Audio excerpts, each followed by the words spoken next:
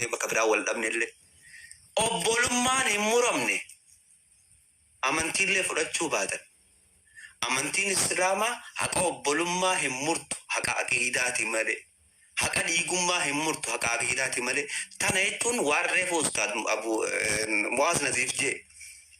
نبي محمد أصو جري قريشي هن أماني مال جي ربين ديني لدياتا خي خسد دياتو أين قريشي ربي تي أمانني هن أماني إسانيف درو حق أدا أوان سنو تنافو خوني ديجوما دان ولد دياتشو خيستي nama sansit dhiyaatuuf tumsuun haqarratti amantiin islaamaanii dhorkiti namni jiru yoo jiraate gabbee haragaanuu fidu ammoo amantiin islaamaa shirkii fi beeta kiristaanaa jaaraa hin jettu tana dubbii. Jaafar nuuf kolcha obbo Jaafar haasaa lammataatiin yoo yaada. No, Abu Yahya walnungi sugaru an erga Hamzan dabarste keessatti wala nu badhetu jira. Dhiifama fudhatu jedhana toomi isin jaaladha onnee kiyarra naa jirtanii Abu Mu'aaz La rakkoon qabu turu.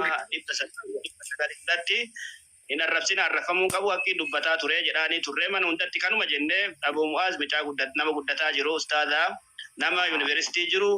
nama jabaa nama jabaa taratara naka sawgotan bareedada yaada ka fannan amade buaka daqiiqa takka kenna daqiiqa takka nama guddifatu qabnu malee nama hamilee dhawuu qabnu miti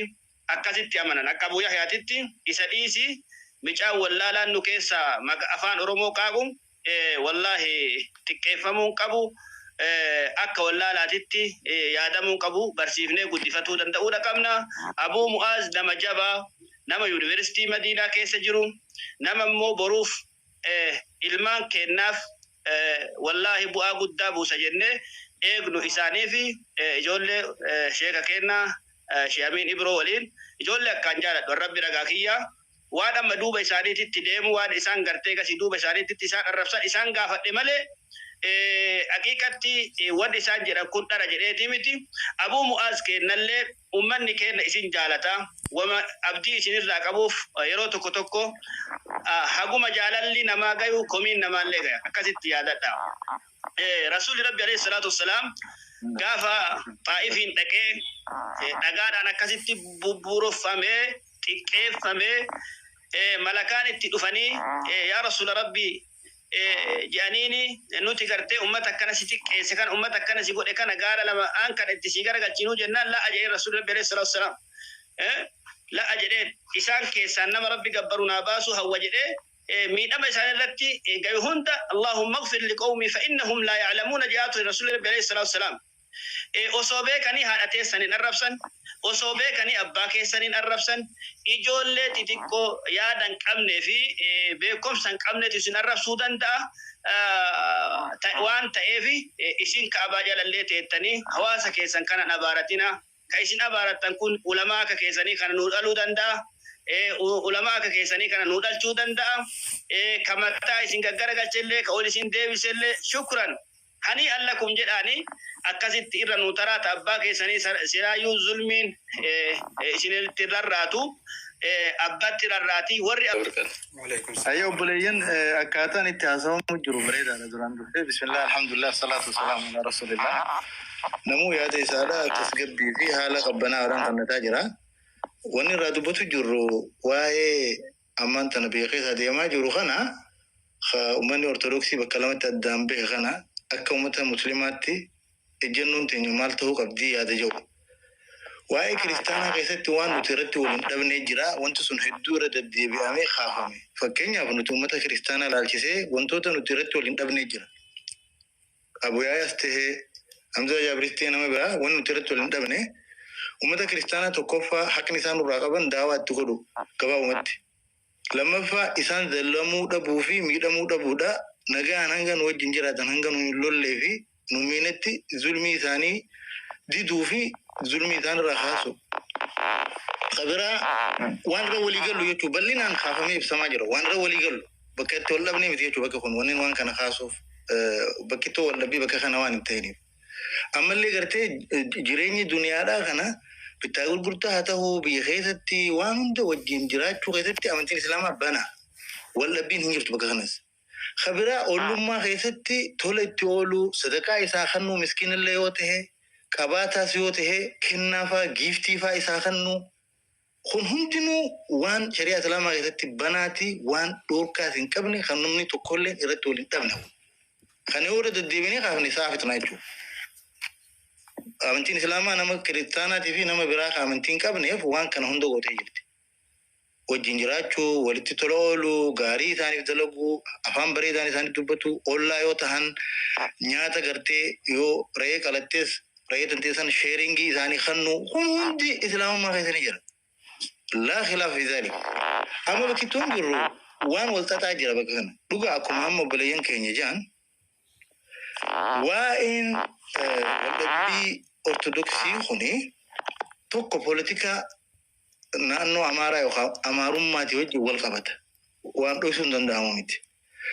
يو بوليتيكان أمارا غفلا لما قبجن غفلان توكو أرثوذكس بيت كريستاني توبيات غفلان خون توكو يو شابي ونسون برارون دنديس غمان بوليتيكا أمارا تي سون ميدا بوليتيكا كسي إساني قباچون إسارا إفان وليف قلا چونغاتي خبرات دعاء مسلمون رمضان خيسه هدو قرن كيسا متجرتي ورا كافرا خون هم نورتي أركتي أكلوا مين يا رب جرتي إنسان كنا أدان فجأسي يا ده إنساني ولدتي سين كمين جنين له دعاء نقول سنما ميبي دعاء جرتي مسلمون ونيل له تهود أدان فجأين سيساني جنرالي أدان فجأين سيساني خوني جماعة من تيجي لكن استهود أندا خونن جنو احتمال وان تهود أندا هو رايجتو أمو وان قرتي سبمان كيسي جرتو جرا وان تكتكيك جتو جرا جعفر بايو سبراتا تنو تلكي اوكي سوفارو جرتن سوفارو جرتن براخا اوكي واني جرو وبلين كيني خانا واني قرتي نتي قرو قبنو مالي ده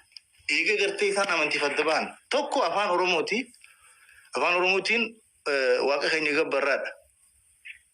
أكاسو مغرتي أمتا خيني قرتي خكريستانا رت نوتو أبات هي قجيسا بيك أبيني قرتي شرش راركا مخانا خانا سنوتو قجيسا وانا كسكسيت تنافو خوني ولي قلتي وان إسان يوفد أن رو ولي قلني في يوسان رت ولي قلي شرشي توكو هاي جي سندوسين أسوك إبالي أفان أوروموتين قجيسا إسان إنجي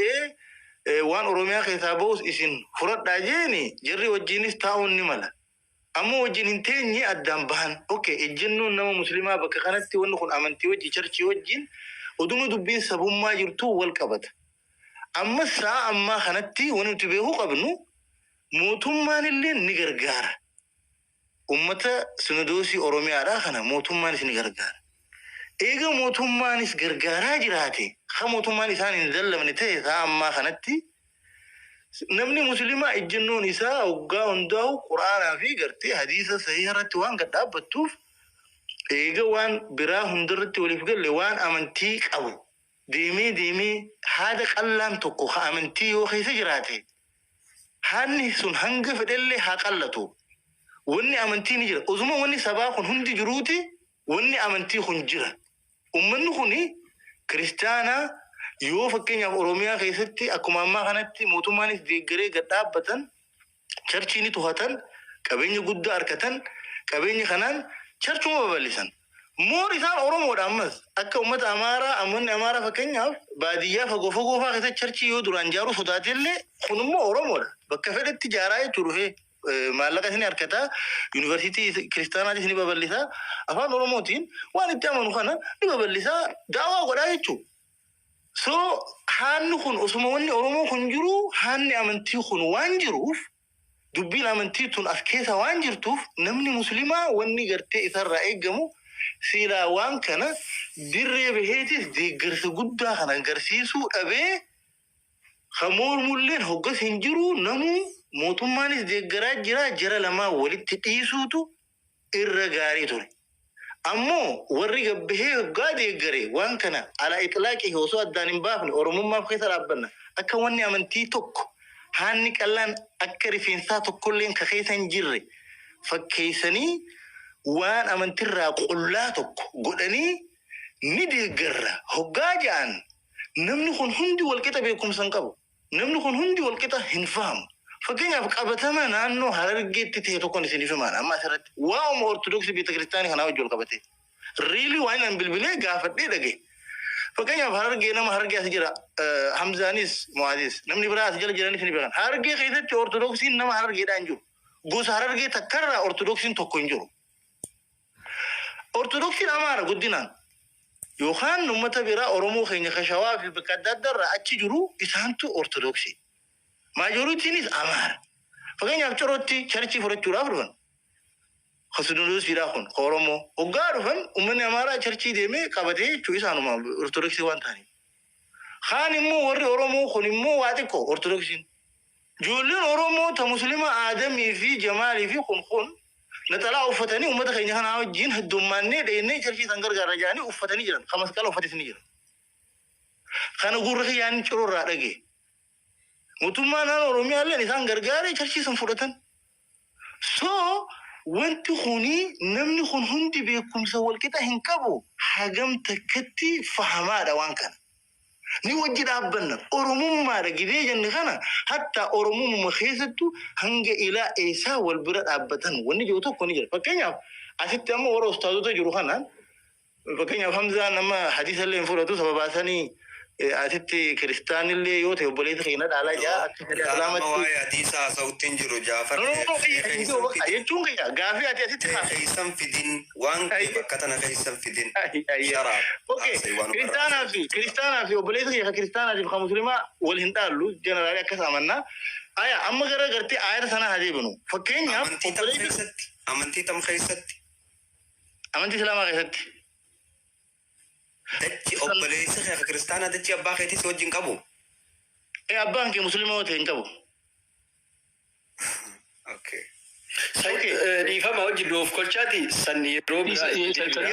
bakka naatu siniin jee kana. Yeroo biraa ta'uu gaarii. Ayatuma kanaan fitadha. Fakkeenyaaf Rabbiin Quraana keessatti suuraa Al-Imraan ayata dhibbaa fi 18 irraa haga ayata dhibbaa fi 20 keessatti waan dubbatu kana Oromoo kiristaana irratti yookaan Oromoo biraa amantii islaamaa hin qabne ni laallatti ayaanni tun fakkeenyaaf ustaada Abu Yahyaa haa ta'uu ustaada biraa abbaa fedhes haa ta'uu fakkeenyaaf yaa ayyuhalladhiina aamanuu laa tattakhidhuu bixaanatan min duunikum لا يألونكم خبالا